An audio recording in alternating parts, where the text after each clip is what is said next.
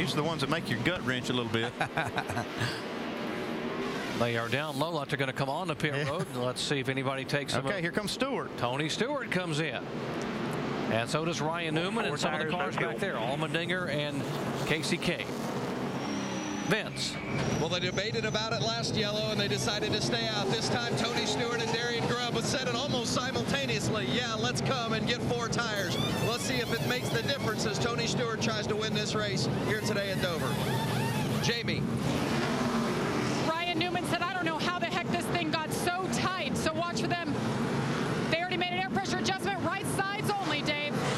And Greg Biffle coming down pit road as well. Fresh rubber and a wedge adjustment for Greg Biffle. His car's been tight all day. He'll get 4 and try to recover from what has been a dismal day for him after running in the top 5 early. So 11 of the cars on the lead lap came on pit road, and there's the 47 that came in, Marcus Ambrose. Had a big miscue. He started to drive off. Don't know if they didn't have all the wheels tight, but had to back up back into his pit stall. I think maybe he thought it was a 2-tire stop, and we saw a few of those. Tony Stewart really forced those guys' hands, which I like that call, but he's got a couple of cars, the 9 car, and a couple of others that just got 2 tires, so he lost a couple of spots there. But it's like like I said about Jimmy in the 48, if he stays out, it's going to keep a lot of cars on the racetrack with him. And you saw, 4 or 5 cars right behind Jimmy stay out. When you make that decision, as Chad would make that, he's hoping that, I hope I'm not the only one left on the track and everybody comes behind me. Hey, guess what? Mark Martin's going to get started on the outside this time. Finally, he's at least happy about that, but I'm pretty sure he didn't even want to see it restart at all.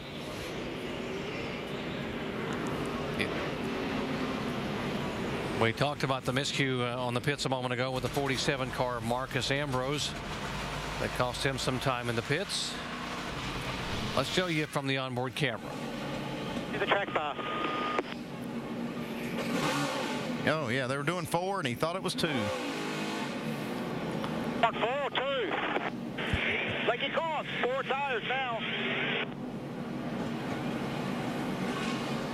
Well, somebody didn't get the memo. Just a little miscommunication there. Well, the 17 car, Matt Kenseth in second spot. Let's go down and talk with his crew chief, Drew Blickensderfer. Jamie. Well, what a day it would be for the 17 team if it pans out here. Drew, final restart perhaps. What do you expect to happen? Does he have anything for the 48 now that you guys have made it this far? I don't think anybody has anything for the 48, but the DeWalt Ford's been pretty good. The top's been real good on restarts for us, so hopefully he can get a good run on the bottom and get him behind the 48 and at least give him a run for his money. Just to see him running up front would be great for the 17, Dave. No miscue on the 33, but there was debate. Shane, are you confident in your call to stay out? Well, yeah, I mean, you never know who's going to come in behind you, so we just had to make the decision. We stayed out, and we'll see how it goes. After starting last today, are you happy to kind of keep what you have, maybe? Yeah, no, Clint and the guys with the BB&T Chevrolet have been doing real good today, and, we'll just hope have a great run going, guys.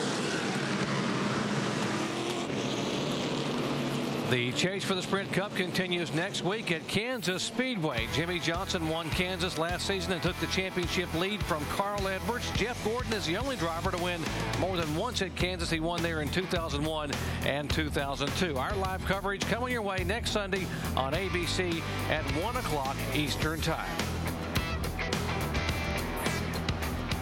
Jimmy Johnson may actually go to Kansas as the points leader. Right now, they are dead even with he in the 5 car. He and Mark Martin tied atop the standings. That's been really good on these restarts, but it's been because he's in that outside line. So, as his crew chief said, let's see what he can do on this inside if he can give Jimmy a run. Now we're getting close enough to the end of the race that this is going to be a pretty exciting restart. Intensity level is going to be high. Yeah, not giving any spots right now, are we? No, nope. Mr. Nice Guy here. All take right now. And Juan Pablo Montoya, who had been sideways on the previous restart. Let's see, watch him jump back in the throttle. We'll see if the 5 car can hang there.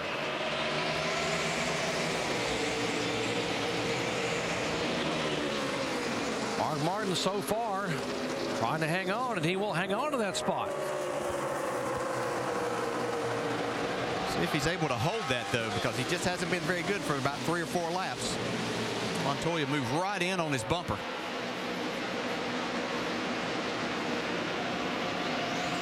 Behind them, they are stacking up single file there. 33 car Boyer, Kurt Busch, Jeff Gordon is there. Now a move on the inside. Allmendinger trying to go underneath, and Tony Stewart in the middle of this mess. Yeah, I was thinking maybe that getting these fresh tires would be a good move, but the tires here just don't fall off that much. They come back and run real fast speed. Carl Edwards going up on the outside. He went sailing into the corner, went by 2 other cars. Time to go. Like I said, that intensity level coming up.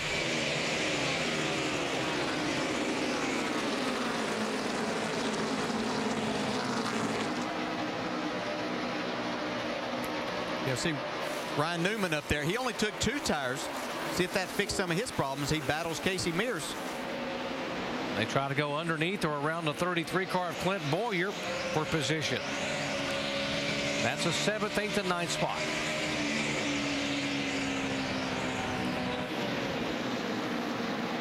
Montoya trying to hold off Kurt Busch for 4th position. Yeah, looks like Montoya is another one that his car waits a while before it comes in, so he didn't want to see that last caution that we had as Kurt Busch tries to make that inside work. Look at Casey Kane working this outside. Got a couple of Caseys on the outside, Mears and Kane, and Ryan Newman on the inside. Look at this. Look at this move. He's trying 3 wide on the outside. Casey Kane is on Casey Mears. Right side of your screen, Kurt Busch trying to move on the inside of Montoya for 4th, and right behind him with fresher tires is the 24 car of Jeff Gordon.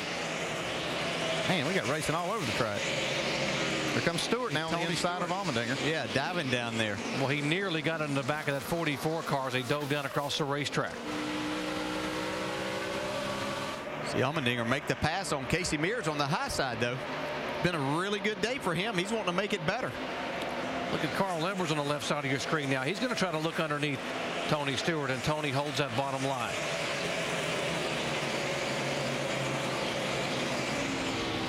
See, I think Kurt Busch has a faster car there on the right. He just cannot get by Montoya. Montoya knows that he's going to have a hard time passing him. That's why he's not giving up that outside part of the racetrack. It is Jimmy Johnson, the leader, Kenseth in 2nd, Martin 3rd, and here is a good battle now shaping up back here. We're showing you Montoya, Kurt Busch, and Jeff Gordon 4th, 5th, and 6th. And here comes that 5 car now beginning to inch in on the 17 car of Kenseth for 2nd position. Yeah, Dale, you predicted this 5 was going to finish 2nd. He's coming. Well, you know, we saw Matt Kenseth pull over a little bit ago and kind of give Mark that spot. I don't know that he's going to pull over at this point in time of the race. We only have 19 laps to go. Mark's going to have to work a little harder for this.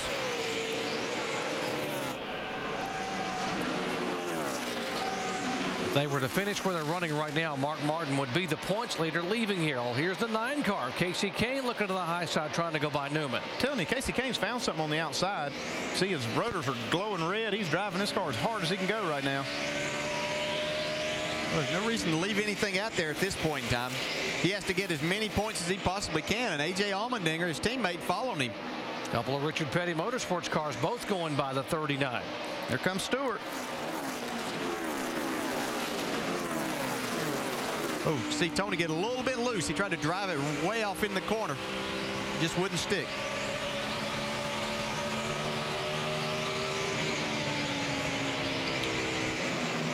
Tony Stewart trying to go downstairs on the 39 car. That's for 9th spot. And here's a battle for 2nd position. It'll be 16 laps to go this time by. Well, Mark really got in the gas hard and slides right up in front of Matt Kenseth. That was a close one right there. Nice to have good friends sometimes when you're racing hard. Now Martin just pulling away from Kenseth. The question is, does he have enough time and enough car to run down that 48 car? Well, he's hoping he has enough car, but he doesn't want to see another caution because that's going to put him on the inside of Jimmy Johnson and probably lose spots. So he'll just take his chances on trying to run him down.